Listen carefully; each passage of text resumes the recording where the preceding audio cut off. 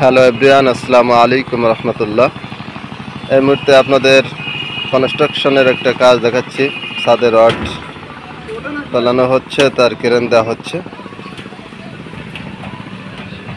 আসলে যখন আমাদের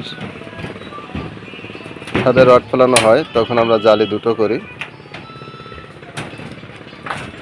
দুটো জালি করলে কি হয়, একটা রুমের স্পেস 12-13, সুতরাং চাতাল বের করি। 4 ভাগের 2 ভাগ চাতাল নিয়ে 2 ভাগ জালিতে ঠেলে দিই, বা কেউ 3 ভাগ করে, 1 ভাগ ভিতরে রাখে চাতালে আর 2 ভাগ জালিতে ঠেলে দেয়। কিন্তু আমি এটা 4 ভাগ করছি। 4 ভাগ করে দুটো চাতালে রাখছি আর দুটো জালিতে নিয়ে নিছি। আর ক্রেন টানতেছে, দেখতেই পারছেন।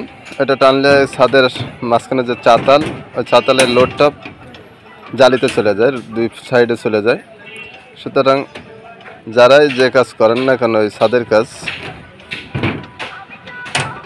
চাতাল বের করে এরকম জালি টেনে ক্রেন টেনে দেবেন, তাহলে ছাদের লোডটা চতুর্থ সাইডে চলে যাবে। পাশাপাশি দেখতে পাচ্ছেন এইটা কাজটা চলতেছে সিএনবি বাজার, একদম স্ট্যান্ডে। মহাজন চাকলাদার মোতালেব হাজি সাহেব, তার কাজ সুন্দরভাবেই করা হচ্ছে। রড ফেলানো হয়েছে 5x5, দেখতে পাচ্ছেন। প্রত্যেকটা কলমের খাঁচার ভিমির রড দেওয়া হয়েছে 6টা, 4টা 16, 2টা 12। আর প্রত্যেকটা ভীমের মাটাম দেওয়া হয়েছে 3 ইঞ্চি করে।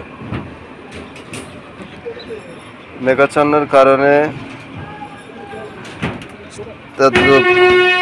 স্পষ্ট দেখা একটু কম যাইতেছে।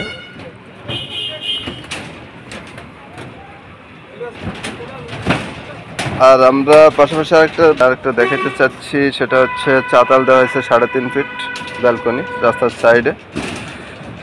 এটা ক্রেন দেওয়া হয়েছে ভীমের মাথায় 5, ভীমের মাথায় আছে আপনার 9 দিছি ভীম, সামনে রাখছি 5/9। ক্রেনটা টানার কারণে এই ভীমের শক্তি দেয়, চাতালের লোডটা কিন্তু অত্যন্ত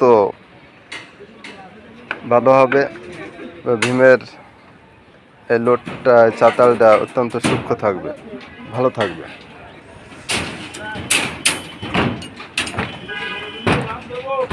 ভাইয়েরা ক্রেন টেনেই যাচ্ছে। যাই হোক, আমার সহকারী ভাইয়েরা ক্রেনের কাজ করেই যাচ্ছে। আর ক্রেনের আসলে আমরা যারা ক্রেনটা টানবো খেয়াল করব, চাতালের মেইন রড থেকে শুরু করব। প্রথম হ্যান্ডেলটি 1 ইঞ্চি ছেড়ে দিয়ে দ্বিতীয় হ্যান্ডেলটি 2 ইঞ্চি ফাঁকা গ্যাপ করে হ্যান্ডেলটি ধরবো, তাহলে 5 ইঞ্চি বরাবর অবশ্যই আমার ওই ক্রেনটি ভাঁজ তুলবে। অবশ্যই এভাবে যদি করেন তাহলে চাতালের ওই ক্রেনের ভাঁজটাও উঠবে, সুন্দর দেখাবে, আর এতে শক্তি আসবে। পাশাপাশি এরকম ভিডিও যদি দেখতে চান অবশ্যই লাইক ও শেয়ার করবেন। পাশাপাশি আমার নিজের সংশোধনের জন্য বা আপনাদের জন্য ভিডিওটি তৈরি করলাম। যদি ভালো লাগে লাইক ও শেয়ার করবেন ইনশাআল্লাহ। আল্লাহ হাফেজ।